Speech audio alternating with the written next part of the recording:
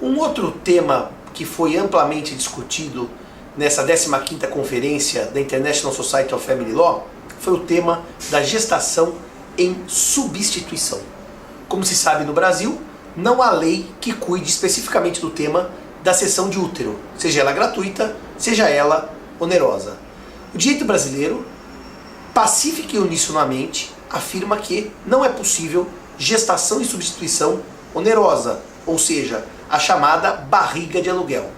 O que o Conselho Federal de Medicina admite, nas suas regulamentações, ou seja, de ética médica, é que irmãos ou irmãs gerem crianças em substituição, ou seja, a irmã do casal, ou a mãe do casal, ou a prima do casal, parentes gerem a criança em substituição. E obviamente que essa gestação será gratuita e não onerosa. Muito bem, nesse nosso último congresso, o que se discutiu é o problema das pessoas que vão da Europa aos Estados Unidos, no estado da Califórnia notadamente, e normalmente pagam para uma mulher americana gerar uma criança que depois retorna à Europa e pretende a cidadania do seu país de origem e pretende a filiação dos seus pais. O caso mais emblemático que me chamou bastante atenção foi o caso da França, porque um casal de franceses foi à Califórnia e não só pagou pelo óvulo da mulher, porque a moça do casal era infértil, como depois pagou pela gestação e ainda pagou as despesas que a parturiente teve em todo o processo. Essa criança nasce na Califórnia, o estado da Califórnia atesta que ela é filha dos pais franceses e não daquela que a gerou. A criança volta à França com seus pais e os seus pais pretendem o registro dessa criança. O governo francês se nega a registrar e o assunto acaba nas cortes.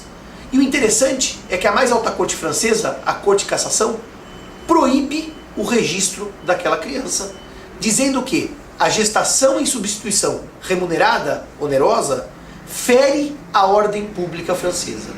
E o interessante é que o pai da criança alega que se fizerem um DNA, aquele filho é seu filho biológico, porque efetivamente foi com o seu esperma que ocorreu a concepção daquela criança. Mesmo assim, tendo a criança geneticamente vínculos com seu pai francês, a Corte de Cassação não permite o registro, dizendo que a ordem pública estaria mortalmente atacada se fosse possível tal registro. Resultado prático, o casal recorre à Corte Europeia de Direitos Humanos.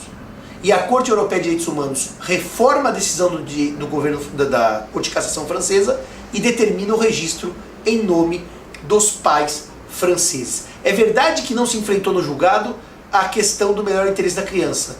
Foi uma questão formal que levou ao registro. Mas de qualquer maneira, me parece que já há um passo em prol do melhor interesse da criança, que nasce de técnica de reprodução assistida, que nasce de gestação e substituição. No Brasil, certamente, o tema precisaria de muita reflexão e muito raciocínio.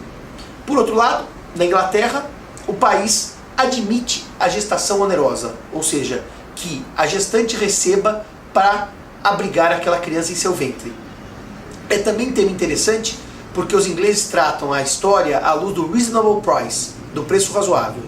Ou seja, se se paga um preço razoável para a gestante, os tribunais ingleses admitem o registro. Se paga um preço exorbitante, os tribunais ingleses não admitem porque entendem que haveria, em último sentido, em última análise, compra da criança. É isso, meus amigos. Até o nosso próximo vídeo.